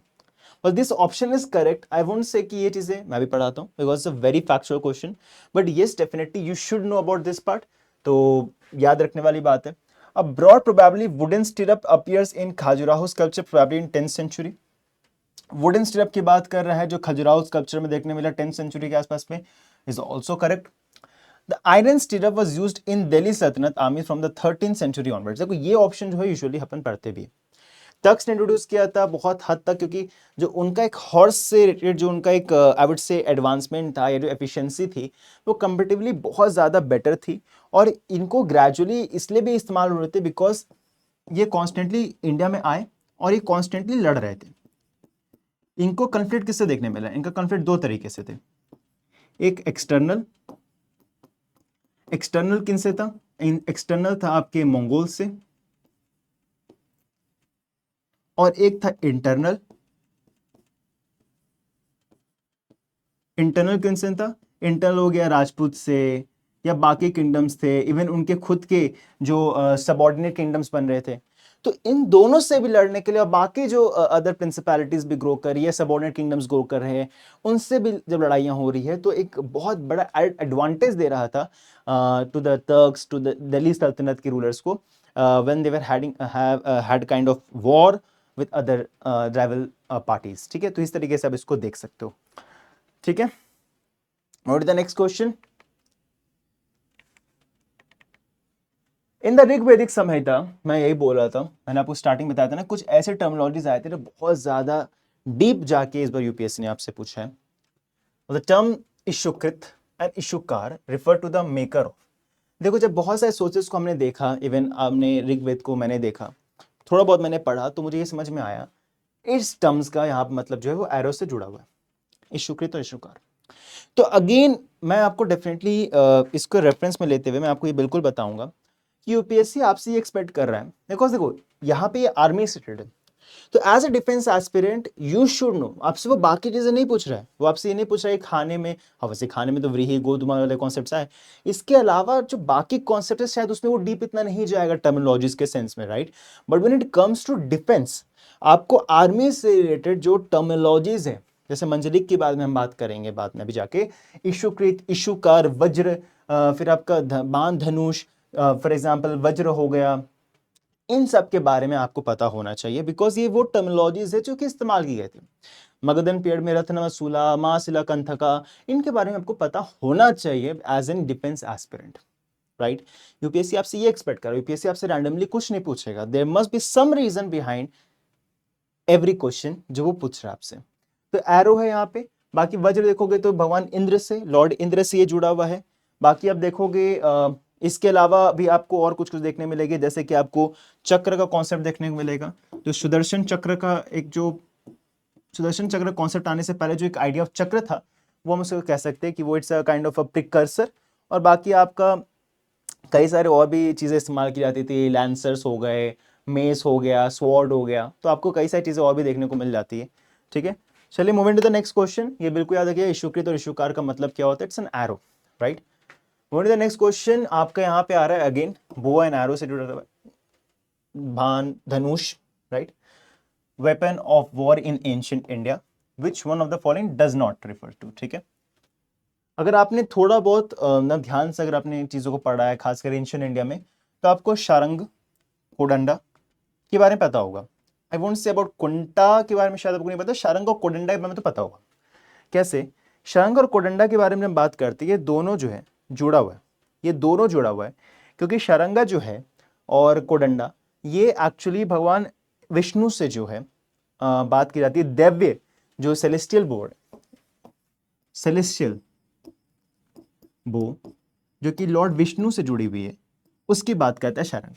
कोडंड जो है वो सेम है, यहां पे आता है बट सन सदर्न इंडिया में इसको कहा जाता है, तो इसके बारे में तो पढ़ा होगा। कुंटा जो है ये एक्चुअली स्पीयर की बात करता है, भाला। कार्मुका जो है वो भी अगेन आपका बो से ही जुड़ा हुआ टर्मिनोलॉजी है। सो अगेन आपसे बहुत ज्यादा डीप जाके क्वेश्चन पूछा जा रहा है रिलेटेड टू दिस, तो आपके पास क्या ऑप्शन है, या तो आप इसको स्किप करो, या तो आपसे यूपीएससी जो क्वेश्चंस पूछ चुका है उन क्वेश्चंस को एक नोट्स में बनाओ कि हाँ शारंग, कोडंडा, कोरमुका ये तीनों बोस कहलाते हैं, कुंटा जो है वो बेसिकली आपका स्पीयर कहलाता है। तो इस तरीके से आप इसको देख सकते हो और उसको याद रख सकते हो and revise it before the exam, as simple as that. ठीक है, एज सिंपल एज दैट। तो यही ऑप्शन है आपके पास, या तो इसको स्किप करो, अगर अच्छे मार्क्स लाने तो फिर आपको एक नोट्स बनाओ और नोट्स बनाने के बाद उनको पढ़ो। Right, what is the next question? मैंने आपको बताया था मंजनिक, मेडिवल इंडिया में दिल्ली सल्तनत के टाइम पे आपको मंजनिक देखने मिलेगा। कैटापुल्ट, कैटापुल्ट क्या होता है आपका, इसको इमेजिन करो, पीछे इसको एज अ वायर से, या रस्सी, वायर तो नहीं वैसे रस्सी से खींचा, अटकाया, एक पैराबोलिक वे में ही जाएगा, बड़ा सा यहाँ पे पत्थर रखा और जैसे ही उसने रिलीज किया तो ये सीधा स्प्रिंग करके जाएगा एंड बहुत ऑब्वियसली बड़ा सा एक पत्थर का बॉल होगा, वो आपके हवा में फ्लोट करते जाएगा एंड दुश्मन ऊपर गिरेगा, काइंड ऑफ दिस पैराबोलिक। तो इस तरीके से गिरेगा। ठीक है, ये कुछ ऐसा आपको दिखेगा, यहां से आपका होगा बॉल रखाएगा और ये फिर आपका पैराबोलिक गिरेगा और यहाँ पे आपके दुश्मनों को मार देगा। ठीक है, तो मंजनिक जो है ये कैटापुल्ट की तरह भी हम देख सकते हैं, इसको मैंगनोल भी कहा गया है, इसको मैंगनोल भी कहा गया है, और इसका एक और टर्मिनोलॉजी जो है इसको हम ट्रेब्यूशेट भी कहते हैं, ट्रेब्यूशेट। एक्चुअली ट्रेब्यूशेट इसलिए कहते हैं because in advanced I would से जो कैटापुल्ट होता है उसको हम कहते हैं। तो मैंगनोल की बात कर रहे हैं तो ऑब्वियसली ट्रेब्यूशेट के बारे में बताना चाहिए। Apart from this you should know about Aradda, ये भी एक टर्मिनोलॉजी जो है जो इसी से जुड़ी हुई है। तो यू शुड नो अबाउट अरड्डा, ट्रेब्यूशेट, मैंगनोल, तो इनके बारे में आपको पता होना चाहिए। ठीक है, you should know about all of this thing. तो इस तरीके से हमें ये पता चलता है कि एग्जैक्टली मंजनिक जो है वो it's a मैगोनिल, it's a Catapult, जो बड़े बड़े पत्थरों को फेंकने के लिए इस्तेमाल किया जाता था। बाकी ऑप्शंस भी देख लेते हैं। A device for leading guns with gun powder, preparing cavalry for rapid charge and bolting device for strengthening the gates of the forts. तो बेसिकली आप तीनों ऑप्शन को देख रहे हो तो आपको समझ में आ रहा है कि तीनों ऑप्शन कहीं ना कहीं अपने आप में डिस्टिंक्ट है। तो या तो आपको ये ऑप्शन पता है या तो नहीं पता। And a very important part, ये प्रीवियस ईयर क्वेश्चन है, ये पहले भी आ चुका है, एज इट इज ये क्वेश्चन आ चुका है, ये मैंने आपको बताया भी है। तो इन दैट केस अगर आपने पीवाईक्यू देखा होगा that's a very simple question. Then अगर आपने नहीं देखा है तो फिर वो तो आपके ऊपर, अगर आपने पढ़ा है तो कर सकते हो, अदरवाइज स्किप करने के अलावा कोई ऑप्शन नहीं है। ईगो में ले जाने वाली बात नहीं है कि मैं कैसे नहीं सॉल्व कर सकता, it's all about efficiency and perfection, right. In medieval India the process of indigo extraction, okay, नील की खेती, ग्रेट इंप्रूवमेंट हुआ एज ए रिजल्ट ऑफ, देखो इंडिगो कल्टीवेशन आपका एक ऐसा कल्टीवेशन रहा, होता क्या था, जैसे फॉर एग्जांपल ये आपका एक पैच ऑफ लैंड, ठीक है। अब यहाँ पे होता क्या है, फॉर एग्जांपल आपने यहाँ पे इंडिगो उगा लिया, इंडिगो उगा लिया और बाकी जगह पे आप नॉन इंडिगो चीजें उगा रहे हो। ग्रेजुअली क्या होगा, देखो अगर आप नॉर्मली फर्टिलाइजर और मैन्यूअर्स इस्तेमाल नहीं कर रहे हो, तो फॉर एग्जांपल अगर ये इंडिगो का, ये non Indigo patch of land जो है वो 10 साल में बैरन हो रहा होगा, इंडिगो वाला जो है वो 3 से 4 साल में ही बैरन हो जाएगा, क्योंकि इंडिगो इतना ज्यादा मिनरल्स को सकआउट कर लेता है सॉइल से, लिथोस्फीयर से इतना सकआउट कर लेता है कि वो ऑलमोस्ट बैरन हो जाता है, ठीक है, मरुस्थल जैसा बन जाता है वो। तो होता क्या है कि इसकी वजह से इंडिगो कल्टीवेशन बहुत ज्यादा हद तक आपका रिस्ट्रिक्ट किया गया था by the farmers themselves. Gradually उनको ऑब्वियसली बेनिफिट दिख रहा था इनिशियली, सॉरी, तो उन्होंने करा, but gradually they have realised कि इसका आउटकम इतना है कि शॉर्ट टर्म बेनिफिट तो दे रहा है, लॉन्ग टर्म में उनको ही लॉस है। तो इसी वजह से वो कहीं ना कहीं बाद में जाके इसको डिनाई भी करते हैं। इसी वजह से इंडिगो जो एक पूरा मूवमेंट भी आता है इंडिगो रिवोल्ट, तो उसकी वजह से हमें यहाँ पे देखने को मिलता है। नील दर्पण जो एक आपने बुक सुनी होगी वो इसी से जुड़ी हुई है। क्वेश्चन इज फॉर यू कि नील दर्पण किसने लिखी है, आपको पता होना चाहिए। ठीक है, now use of fertiliser enhancing the quality of indigo crop. आप कह सकते हो पॉइंट पे कि इसकी वजह से हो रहा होगा, तो इसको एक पॉइंट पे रख लेते हैं। Introduction of mechanical crushing tools for Indigo stems. देखो ये चीज़ आपको अगर पता होगा, आई वुडंट से ये नहीं पता होगा, आई डोंट नो, बट ये ऑप्शन गलत है। ठीक है, ये ऑप्शन गलत है, इंडियन कंटेक्स्ट में देखोगे तो बिल्कुल गलत है। Use of gypsum and lime mortar in making the inner surface of indigo vats waterproof. Vats का मतलब होता है कंटेनर जिसमें रखा जाता था। ठीक है, तो इसको भी एक बार सही रखते हैं। Employment of slave labour in quick desilting of Indigo crucible, तो ये तो एज इट इज गलत लग रहा है कि आप स्लेव की वजह से आपका बढ़ रहा होगा, तो ये कहना थोड़ा ज्यादा गलत है। आपका यहाँ पे दो ऑप्शन है जो आपको शायद सही लग रहा होगा, एक फर्टिलाइजर की वजह से और एक हो सकता है कि जिप्सम और लाइम मोटार की वजह से। तो एक्चुअली आपको यहाँ पे कंफ्यूजन क्रिएट कर सकता है, but the correct option is option C. उसका रीजन क्या है, बेसिकली होता क्या था कि वैट्स जो होते थे that those were the containers जिसमें इंडिगो डाई को रखा जाता था। तो होता क्या, उसमें बनने पूरा प्रोसेस होता है। अगर उसमें वाटर लग जाएगा, पानी अंदर एंटर कर जाएगा, तो इन दैट केस वो खराब हो जाएगा, राइट। तो उसको वाटर प्रूफ बनाने के लिए जिप्सम और लाइम मोटर का एक स्ट्रक्चर बनाया जाता था, उसको यूज किया जाता था। सो होता क्या था, उससे वाटर प्रूफ बन जाता था उससे, और वाटर प्रूफ बनने से इससे हो क्या रहा था, आपका इंडिगो वाट्स जो था वाटर प्रूफ बन जा रहा था इनर सरफेस लगाने वजह से, जिसके वजह से जो एक ओवरऑल इंप्रूवमेंट आपको देखने को मिल जाता है। तो ये ऑप्शन एक्चुअली सही है। तो इस चीज को बिल्कुल याद रखिएगा, जहन में रखिएगा कि आपका वैट्स की वजह से हो रहा था, it was not because of fertilisers, इसलिए याद रखिएगा। और यहाँ पे क्रूसिबल्स का मतलब आपको पता है, क्रूसिबल्स का मतलब होता है मेल्टिंग पॉट। ये टर्म याद रखिएगा अगर आपको नहीं पता तो, क्योंकि मुझे नहीं पता था, मैंने भी सर्च करा है। तो क्रूसिबल का मतलब होता है मेल्टिंग पॉट, ये बिल्कुल याद रखिएगा। और बाकी आपको ये मैंने बता दिया कि मैकेनिकल क्रशिंग टूल की वजह से होना it's a very difficult option, मतलब ये कहना ही गलत होगा यहाँ पे।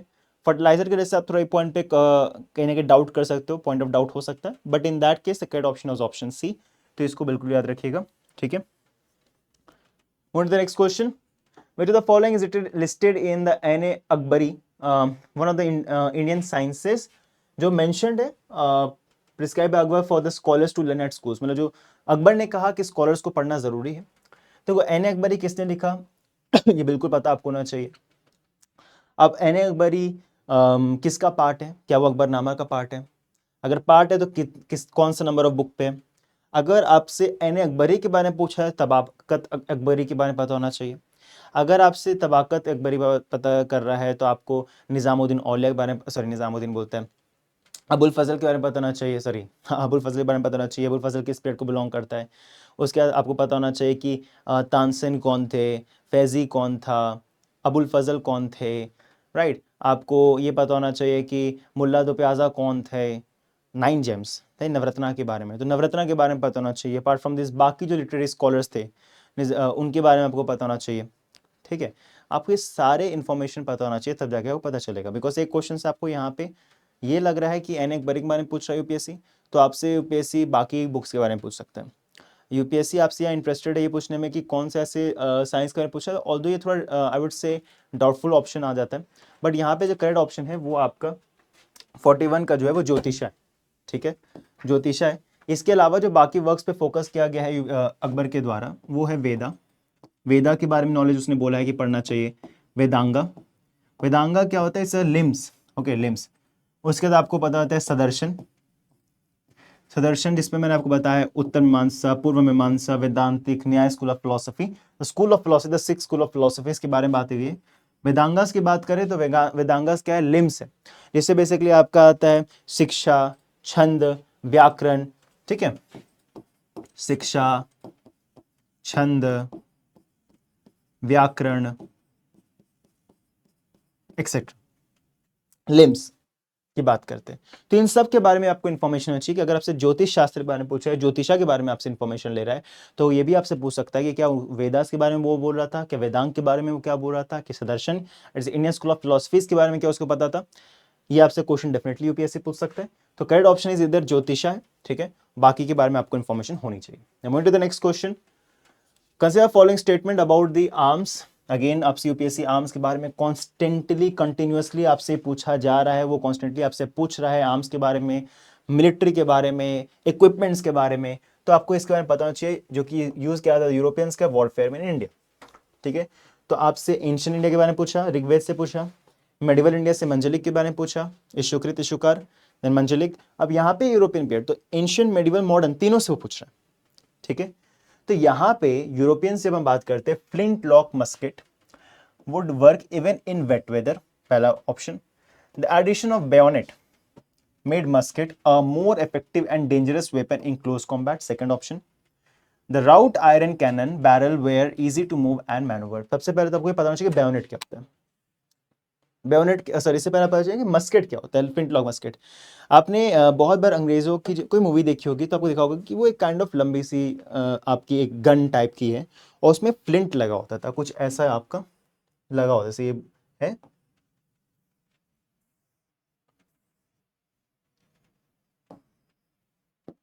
फॉर एग्जाम्पल ये गन है, यहाँ पे उसका नोजल है, यहाँ पे उसका ऐसे लगा हुआ है। ठीक है, तो यहाँ पे फ्लिंट होता था, यहाँ पे आपका ये स्ट्राइक करता था और उससे इग्निशन होता था। ठीक है, अगर आपका गन पाउडर सूखा है, अगर ड्राई है गन पाउडर, तो उस केस में तो इग्निशन हो जाएगा। क्वेश्चन यहां से आपका ये आ सकता है कि मतलब ऑब्वियसली मैं आपको ये जस्ट फॉर इंस्टेंस साइंस का बस क्वेश्चन आता है कि इसमें कौन से मटेरियल इस्तेमाल होते थे। ठीक है, गन पाउडर किस चीज से बना होता था, कौन सा केमिकल होता था, तो इग्निशन हो जाएगा। बट अगर गन पाउडर गीला है तो इग्निशन नहीं होगा, समझ रहे हो ना, गन पाउडर गीला है तो इग्निशन नहीं हो पाएगा। तो इस केस में ये ऑप्शन आपको समझ में आ रहा है कि वेट वेदर में काम करेगा नहीं। बेयोनेट क्या होता है, बेयोनेट बेसिकली काइंड ऑफ चक्कू होता है, जैसे ये आपका है, वेरी बैड इन ड्राइंग। ठीक है, इस तरह चक्कू होता है, जो आपने देखा होगा कि गन के आगे में एडजस्ट किया जाता था। होता क्या था, मान लो क्लोज कॉम्बैट हो रहा है, ठीक है, तो हुआ क्या कि आप लोड करोगे फिर हिट करोगे, उससे बेटर है कि आपने जाके घोप दिया, एज उसको डैमेज कर दिया, तो उसके लिए भी इंपॉर्टेंट होता है। बेयोनेट एक एडेड एडवांटेज दे रहा था, ठीक है, to the fight, to the soldiers, तो उस केस में ये डेंजरस वेपन की तरह काम करता है क्लोज कॉम्बैट में। तो क्लोज कॉम्बैट में काम कर रहा था, एज अ डेंजरस वेपन की तरह काम कर रहा था। This option is absolutely correct. Now the wrought iron cannon barrel were easy to move and manoeuvre. अगर आपने राउट आयरन बैरल के बारे में सुना है, कैन के बारे में सुना है, तो it is very clear, it is very evident, it is very heavy. ये हैवी हुआ करते थे, और क्योंकि हैवी हुआ करते थे तो इनको मूव करना तो आसान बिल्कुल नहीं था। तो इस केस में ये ऑप्शन हो जाता है गलत। तो only option which is correct, which is option 2। तो how many of the statements correct, only one statement is correct, it is option 2, right, option 2। Moving to the next question, moving to the next question, Katyayana Smriti. Katyayana जो थे, ये basically question क्या पूछ रहा है कि grammarian Katyayan जो थे उनसे रिलेटेड कौन सी बात सही है। हमने जस्ट बात की थी, was a contemporary of Panini. Okay, Panini किस पीरियड को बिलोंग करे, महाजनपदिक पीरियड को, अष्टाध्यायी हमने जस्ट बात करी थी। Was a contemporary of Patanjali. Patanjali किस पीरियड को बिलोंग करे, शुंगा पीरियड को बिलोंग करे, पोस्ट मॉडर्न पीरियड को बिलोंग करे। He belong to period between Panini and Patanjali, क्या ये हो सकता है। He belong to period later than both Panini and Patanjali, क्या ये हो सकता है। तो आपका सिंपल से यहाँ पे यूपीएससी आपसे सिंपल से 2-3 चीजें पूछ रहा है कि पहले तुम्हें बताओ कि स्कॉलर कौन है, उसका वर्क क्या है, उसमें फीचर्स क्या है, और उस फीचर में टाइम पीरियड कब लिखा गया, ये चीजें क्लियरली पूछी जा रही है आपसे। तो पाणिनि की बात करें तो पाणिनि का में पता चलता है कि वो आपका महाजनपदिक पीरियड से। पतंजलि की बात करते हैं तो पतंजलि कहीं ना कहीं मिड सेकेंड सेंचुरी के आसपास के पीरियड को ये बिलोंग करता है। ठीक है, आई वुड से circa 250 के अप्रोक्सीमेट आपका बिलोंग करता है। और पाणिनि अष्टाध्यायी जो है वो महाजनपदिक पीरियड को बिलोंग करता है।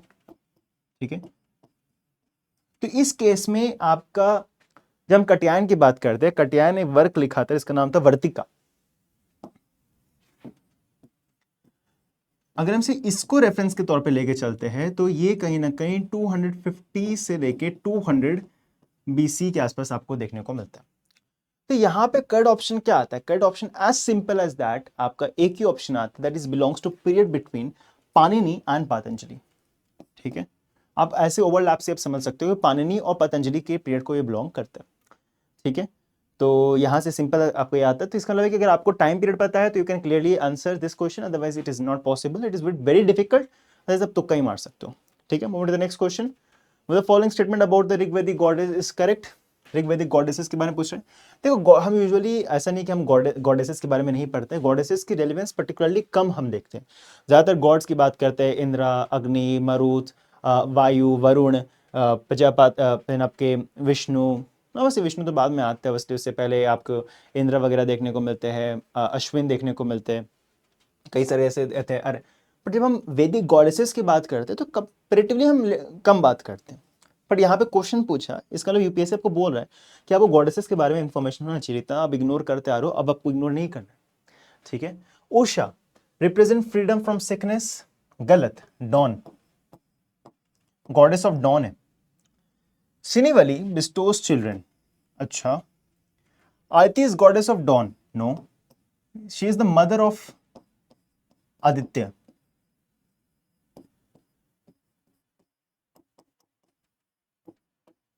And Raka is goddess of speech. No, it's not Raka, it's Vaka. Vak, not Vaka, it's Vaka. Vaka is like Angreja, not Angreja, it's Vak. ठीक है, तो क्वेश्चन आता है Sinivali bestows children, it's a correct option, because तीनों option ऐसे भी गलत है तो वही ऑप्शन सही है। बट सिनिवली की जब हम बात करते हैं तो सिनिवली जो है ये बेसिकली आपकी fertility, conception and child birth को रिप्रेजेंट करती है। फर्टिलिटी,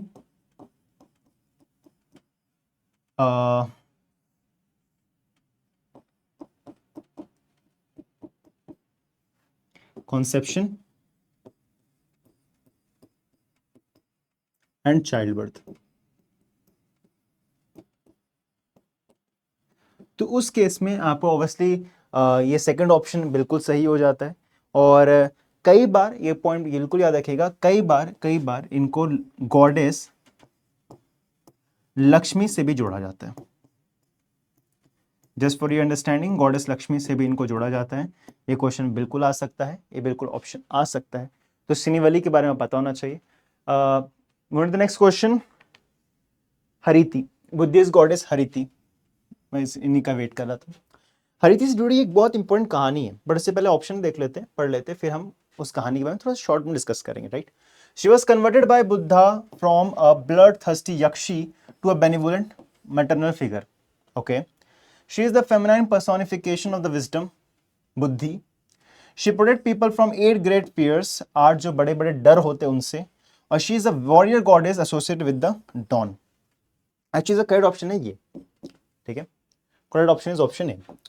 कहानी क्या थी, जो गॉडेस हरिति है उनको कहा जाता था भूत माता। भूत माता बिकॉज इनके कई सारे बच्चे थे, अप्रोक्सीमेट 500 बच्चे के आसपास इनके 500 बच्चे हुआ करते थे। एंड 500 बच्चों में था क्या, इनको भूत माता कहा था बिकॉज देवर डेमंस, राइट। तो होता क्या था, शी वॉज एन यक्षी। यक्षी जो है नेचर से जोड़ी जाती है। And she this is a concept जो बुद्धिज्म से पहले पॉपुलर था, उससे पहले से ही पॉपुलर है।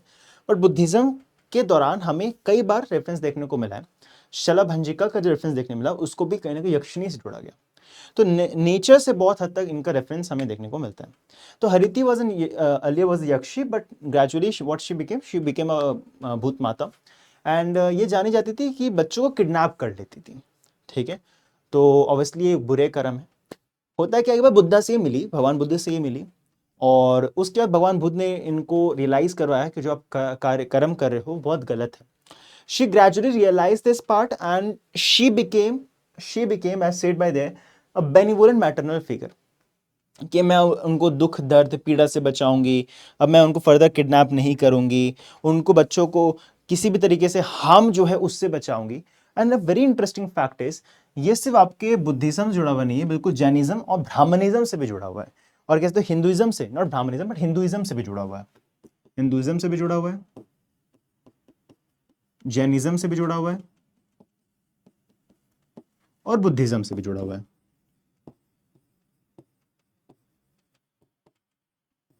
ठीक है, सो ये चीज बिल्कुल याद रखिएगा। Okay, moving to the next question, moving to the next question. Consider following statement about the literary language Apabhramsha. Apabhramsha क्या है? अपभ्रंशा बेसिकली एक ट्रांजिशनल लैंग्वेज हम मानते हैं।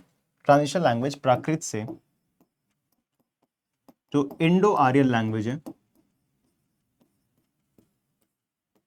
उसमें एक ट्रांजिशन लैंग्वेज की तरह हम अपभ्रंशा को मानते हैं। अब पता है कि इंडो जो आर्यन लैंग्वेज है, जिसको हम Anglo Indian language, Indo Sanskrit कह सकते हैं, ये इंडो पर्शियन से डिराइव होता है और वो इवेंचुअली आपके यूरोपियन लैंग्वेज से डिराइव होता है। मतलब ये पूरी एक फैमिली ट्री है जो जो हमें पता चलती है। Will discuss about that in also in detail, but just for understanding कि यूरोपियन लैंग्वेज से इंडो ईरानियन लैंग्वेज ड्राइव करता है, पर्शियन लैंग्वेज ड्राइव करता है, उससे आपको जो बाकी लैंग्वेज संस्कृत वगैरह वो ड्राइव होते हुए देखने को मिलते हैं। तो प्राकृत से इंडो आर्यन के बीच में जो ट्रांजिशन है उसमें अपभ्रंश को देखते हैं। It's a kind of corrupt language की तरह बहुत बार कहा जाता है। तो ये आपका 6th सेंचुरी के टाइम पीरियड के आसपास बहुत पॉपुलर हुआ, बट इसका मतलब ये बिल्कुल नहीं 6th सेंचुरी के टाइम के आसपास ही ये ग्रो किया, उससे पहले से था, बट 6th सेंचुरी के आसपास से बहुत ज़्यादा पॉपुलर करना शुरू किया। It developed out of a mixture of regional vernacular language with the Prakrit and Sanskrit. तो ये बेसिकली फ्यूजन से हमें देखने को मिलता है। सो करेक्ट आंसर इज, आपको ये यहाँ पे अगर आप पढ़ते हो तो वो करेक्ट आंसर क्या देखने मिल रहा है? Option C both 1 and 2 is correct. Option C both 1 and 2 is correct. So moving to the next question.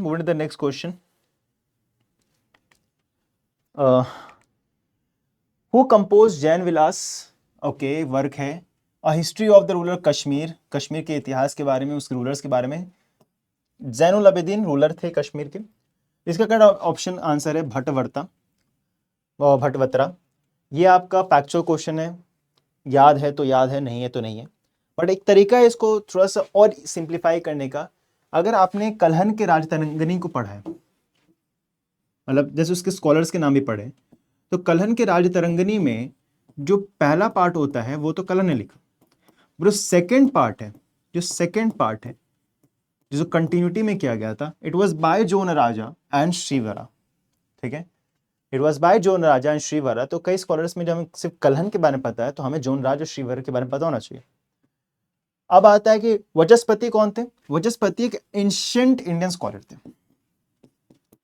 Ancient Indian scholar. ठीक है, तो अगर आपको यही पता है कि जोन राज और श्रीवर जो है वो कलहन से जुड़े हुए हैं, राजतरंगिणी से जुड़े हुए हैं, और वाचस्पत जो है वो आपके एंशिएंट इंडियन स्कॉलर है, तो ऐसे भी आप निकाल सकते हो। अदरवाइज फैक्चुअल क्वेश्चन कोई और ऑप्शन आता शायद इट वुड बी डिफिकल्ट। भाटवत्र जो है ये बिल्कुल आपको याद रखना चाहिए। जैन विलास किसने लिखा? तो भाटवत्र ने लिखा। ठीक है, और जैनुल आबिदीन के टाइम पीरियड पे लिखा है, तो ये बिल्कुल आपको याद रखना चाहिए। What the next question, which one of the following work, मतलब एक वर्क के बारे में आपको पूछा जा रहा है जो अमीर खुसरो ने लिखा है। Okay, praised climate of India, okay, language खासकर संस्कृत, उसके आर्ट और music, and even it's animals. ठीक है, ऑप्शन क्या है? इजाज ए खुशरवी, देवल रानी Khizr Khani, Khazainul Futuh, Nuh Sipihr. Interestingly all of this work is written by अमीर खुसरो। तो आपको या तो ये पता है या तो नहीं पता है। ठीक है, देवल रानी खिजर खान जो थे उनके लव स्टोरी से जुड़ा हुआ है। देवल रानी और खिजर खान जो थे उनके लव स्टोरी से जुड़ा हुआ है। खजनल फतह और न्यू शिफर की हम बात करें तो न्यू शिफर जो है ये बेसिकली खजनल फतह जो है, सॉरी, ये आपका अलाउद्दीन के एक्सपेंशन से जुड़ा हुआ है।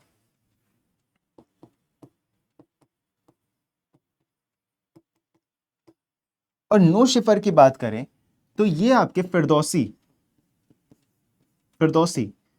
जो गजनविद के टाइम पीरियड से थे और स्कॉलर थे, और उन्होंने वर्क लिखा था, उनका जो वर्क था बेसिकली उससे बहुत ज़्यादा इंस्पायर्ड थे।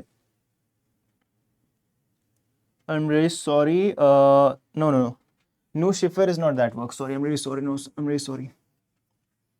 ये बेसिकली नो शिफर जो था, इट्स मसनवी, ये एक मसनवी था। Very sorry, I was confused. ये मसनवी है जो कि एक लॉन्ग पोएटिक पोएम है, इससे जुड़ा हुआ था। और यहाँ पे जो है हमें बिल्कुल इंफॉर्मेशन देखने मिलती है क्लाइमेट के बारे में, लैंग्वेज के बारे में, पर्टिकुलरली संस्कृत, आर्ट और म्यूजिक के बारे में, हर एक के बारे में हमें इंफॉर्मेशन देखने को मिलती है। तो correct option is option D. Ijaz Khusravi जो है ये ऑल्सो एक इम्पॉर्टेंट वर्क है, but correct option is Nuh Sipihr. Khazainul Futuh Alauddin के बारे में जुड़ा हुआ है। देवर रानी खिजर खानी, जो लव स्टोरी है खिजर खान और देवर रानी, उनके बारे में बताती है हमें। तो ये अमीर खुसरो के वर्क है, इनके बारे में पता होना चाहिए। जस्ट नोट इट डाउन कि कौन कौन से वर्क कौन से इससे रिलेटेड हुए। और न्यू शेफर जो है उसमें क्लाइमेट, लैंग्वेज, इन सब के बारे में मेंशन्ड है। Moving to the next question, which one of the following work was written in early 18th century by the Bengali poet Rameshwar Bhattacharya. तो इसका करेक्ट ऑप्शन जो है वो है शिव संकीर्तन। जो ऑब्वियसली शिव संकीर्तन जो है ये ऑब्वियसली भगवान शिव से जुड़ा हुआ है और ये 18th सेंचुरी में लिखा गया था। तो इसको आप ऐसे याद रख सकते हो। इट्स अ फैक्चुअल क्वेश्चन, इसमें ऐसा को बताने जैसा कुछ और है नहीं, तो इसको याद रख सकते हो। Moving to the next question, which of the following present day territories was outside the limits of Ashoka empire. Ashokan empire को जब देखते हो तो आपको कुछ ऐसे एक्सटेंशन देखने को मिलता है, ठीक है। इधर उत्तरापथा जिसमें हम तक्षशिला को देखते हैं, देन आपका उत्तरापथा, दक्षिणापथा, ठीक है। दक्षिणापथा में मैसूर के रीजन को देखते हैं। इधर तोसली पथा और इधर है आपका अवंतीय पथा, ठीक है। तो इस तरीके से आप देखोगे तो ये रीजन जो है ये बालूचिस्तान, मतलब कहीं ना कहीं अफगानिस्तान, इंडिया, कश्मीर को कवर कर रहा है। तोसली पता बंगाल, बिहार के रीजन के आसपास तक कवर कर रहा है। मैसूर तो मैसूर का रीजन आ ही गया, और अवंती मध्य प्रदेश के रीजन तक एक्सटेंशन आपको कंट्रोल करते देखने को मिल रहा है। तो बालूचिस्तान का रीजन आपको कवर होते देखने मिल रहा है, नॉर्थ बंगाल कवर होते देखने मिल रहा है, और कश्मीर वैली कवर होते देखने को मिल रहा है। बट ब्रह्मपुत्र वैली की बात करें असम में, तो एक्चुअली बहुत हद तक जब सोर्सेज को देखते हैं ना तो बॉर्डर तक मानते हैं। जैसे ब्रह्मपुत्र वैली है, ठीक है, ब्रह्मपुत्र वैली है, तो इसके बॉर्डर तक हम अशोका पहुंच तो गए थे, बट वो एरिया उसके बियॉन्ड जो था उसको कंट्रोल में नहीं लेके आ पाए थे एज पर मेनी सोर्सेज। तो उसके अकॉर्डिंग हम इसको सही ऑप्शन मानते हैं। When it comes to Baltistan, तो बाल्टिस्तान के साथ भी थोड़ा बहुत यहाँ पे इश्यू आ सकता है कहने में, क्योंकि बाल्टिस्तान का रीजन जो था वो चंद्रगुप्त मौर्य के दौरान जब सेल्यूकस निकेटर से उसकी लड़ाई होती है उसके बाद वो अपने अंडर में ले आता है। बट अशोका के अंदर वो था या नहीं था, वो एक डिबेटेबल पार्ट बनता है। इसकी वजह से यहाँ पे थोड़ा सा बालूचिस्तान को लेकर भी डिबेट आता है, बट टू एन एक्सटेंट क्योंकि चंद्रगुप्त मौर्य के अंडर में वो था, तो हम एक्सपेक्ट कर सकते हैं कि अशोका के टाइम पीरियड में भी वो था। तो करेक्ट ऑप्शन जो यहाँ पे सबसे ज्यादा सुटेबल ऑप्शन है ब्रह्मपुत्र वैली, असम में हमें देखने को मिलता है। Moving to the next question, with the following responsible for demarcating the border between India and Pakistan during the partition of 1947। आपको मैं बहुत इंटरेस्टिंग मैं बताता हूँ। Cyril Radcliffe is the firstly the right option है। तो बहुत ही ज्यादा फैक्चुअल क्वेश्चन है, बचपन से पढ़ते आ रहे हो।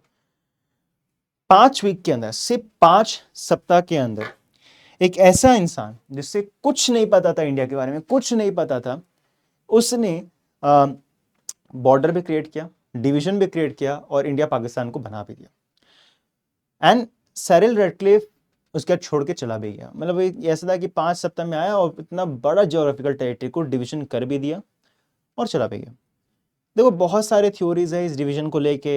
कई सारे स्कॉलर्स ये बोलते हैं कि पहले से ये प्लान बना हुआ था, इट वाज जस्ट कि उनको एक ऐसे इंसान की अप्रूवल की रिक्वायरमेंट थी, तो सिरिल रेडक्लिफ आते हैं उनके मत्थे पड़ दिया कि आपको ये अप्रूवल देना है। बहुत लोग ऐसे थे जो कहते हैं कि इनके पास अंडर प्रेशर काम करवाया गया, बहुत कोई ऐसे थे जो बोलते हैं कि नहीं जेन्युइनली इन्होंने करा है। तो बहुत सी चीज़ें होती है, बहुत से मतलब है। अगर आप जियोपॉलिटिक्स को थोड़ा बहुत भी समझते हो तो आपको ये समझ में आएगा कि इसका रीजन बहुत कुछ था। कई लोग ऐसा मानते हैं, इट्स नॉट माई हाइपोथेसिस, कई लोग ये मानते हैं कि कहीं ना कहीं Britishers wanted to continue their control over India, and that is why they were planning to demarcate India into such a manner कि वो इतना मजबूत ना हो जाए फ्यूचर में जाके कि वो चैलेंज करना शुरू कर दे अथॉरिटी को। तो बहुत सारे ऐसे डिबेट्स आपको देखने को मिल जाते हैं। मेरी थ्योरी नहीं है, बहुत से स्कॉलर्स की थ्योरी में आपके आते हैं। एंड कश्मीर को रिलेटेड भी जो जितने भी थ्योरीज आते हैं ना उसमें ये चीज़ें आती है कि सेंट्रल एशिया जो है उसको कंट्रोल करना था, एंड इसकी वजह से कहीं ना कहीं वो कॉन्टीन्यूसली हमें देखने को मिलता है कि प्रेशराइज किया जा रहा था इस मैटर को यूएन की तरफ ले जाने के लिए भी। तो मतलब मैं ये नहीं कह रहा कि इट्स सही है गलत है, बट बहुत सारे थ्योरीज चलते आ रहे हैं। Cyril Radcliffe was the person जिसने सिर्फ 5 सप्ताह के अंदर ही इतना बड़ा ज्योग्राफिकल टेरिटरी को डिवाइड कर दिया। तो अगेन अपने आप में ही वो एक थोड़ा डिबेटेबल एस्पेक्ट तो आ ही जाता है। तो इन दैट केस से आपको देखने में सिरिल रेडक्लिफ है। अपार्ट फ्रॉम दिस मैं डुरांट की बात करें तो डुरांट कमीशन से जुड़े हुए हेनरी मैकमोहन और आर्थर बेल्फोर की बात करते हैं, तो ये कौन थे? ये स्कॉलर थे, ये सिंपल स्कॉलर्स थे। ये स्कॉलर्स के नाम आपको याद होना चाहिए। तो इन दैट केस आपका डुरांट लाइन से जुड़े हुए थे, Cyril Radcliffe is the correct option, ठीक है। For the next question, which one of the following statement about Dr. Muthu Lakshmi Reddy, a freedom fighter, is not correct? She was the first girl student to be admitted into a men's college. That's the absolutely correct option. She was the first women legislature in British India. That's an also option, also a correct option. She was a medical professional. It is also a correct option. She was honored with Bharat Ratna in 1956. It's a incorrect option. Because interestingly 1956 में किसी को भारत रत्न दिया ही नहीं गया था. Initially 1954 में दिया गया था एंड 1957 में दिया गया था, बट 1956 में दिया ही नहीं गया था. She was award with Padma Bhushan. तो क्या आपको वे सारे Padma awardees, Padma Bhushan awardees, Padma Vibhushan awardees के बारे में पता होना चाहिए? तो आंसर इज आई वुड से वेरी डिफिकल्ट, बिकॉज अगेन ये थोड़ा सा स्टैटिक हिस्ट्री से भी जुड़ा हुआ है, जनरल नॉलेज से भी जुड़ा हुआ है. तो या तो आप इसको पढ़ लो, याद कर लो, एंड थोड़ा सा एक रफ गेस के तौर पे आप फ्यूचर में प्रिपेयर कर जा सकते हो कुछ कुछ और ऐसे अनसंग हीरोज के बारे में. बट वही चीज़ है कि आप कितने हद तक जा सकते हो, टोटली अप टू यू. कोई लिमिट नहीं है उसकी. ऐसे क्वेश्चंस आए किसी और स्कॉलर के बारे में आ सकता है, किसी और फ्रीडम फाइटर के बारे में आ सकता है. So you should know a bit about as many scholars, as many freedom fighters as possible. ठीक है, move to the next question. Okay, this is it for this today's video lecture guys. I hope आपको समझ में आया होगा. I know today जब हमने आज जो हमने बात करी, we are discussed a lot about different questions, and मैंने आपको ये भी बताने की कोशिश करी कि यूपीएससी आपसे कहाँ कहाँ पे क्वेश्चंस पूछ रहा है. जैसे डिफेंस के जो टर्मिनोलॉजीज है उस पर बहुत क्वेश्चन पूछा गया. एंशिएंट, मेडिवल, मॉडर्न, तीनों से कहीं ना कहीं जो वेपन्स है उनसे टर्मिनोलॉजीज के बारे में पूछी गई. किस तरीके से वो काम करते हैं, उनकी वैसे आपके मस्केट्स के बारे में, बेयोनेट्स के बारे में हमने देखा. और हमने देखा कि किस तरीके से मंजलिक का कॉन्सेप्ट आया, इशुकृत इशुकार कॉन्सेप्ट आया. उसके अलावा हमने देखा कहीं ना कहीं एंशिएंट और मेडिवल इंडियन हिस्ट्री का एक दबदबा कहीं ना कहीं बढ़ते जा रहा है. अपार्ट फ्रॉम दिस हमने जो स्कॉलरली वर्क्स हैं उनके ऊपर देखा कि कहीं ना कहीं पूछ रहा है कि किस टाइम पीरियड को वो बिलोंग कर रहे हैं. तो आपको यूपीएससी एक आइडिया दे रहा है कि वो धीरे धीरे अपने आप को किस तरफ शिफ्ट करते जा रहा है. वो जो एक पुराना तरीका था हिस्ट्री पढ़ने का, कहीं ना कहीं अब वो काम नहीं करेगा. एक नया व्यू पॉइंट, एक नए डायरेक्शन की तरफ यूपीएससी आपको लेकर जा रहा है when it comes to history part. So आपको उस तरीके से पढ़ना होगा, and we are here for you. हम आपको उस तरीके से हिस्ट्री पढ़ाएंगे जैसे यूपीएससी आपसे एक्सपेक्ट कर रहे हैं. देयर आर सेवरल क्वेश्चंस जो अपने आप में बहुत डिफिकल्ट है डिसाइड उसको डिकोड करना कि अगली बार यूपीएससी क्या पूछेगा. But to a larger extent कहाँ तक वो जा सकता है वो तो हमें नहीं पता, बट कहीं ना कहीं हम उसे ट्रैक करने की बिल्कुल कोशिश करेंगे हमारे लेक्चर्स में. तो चलिए मिलते हैं, तब तक के लिए पढ़ते रहिए. जय हिंद.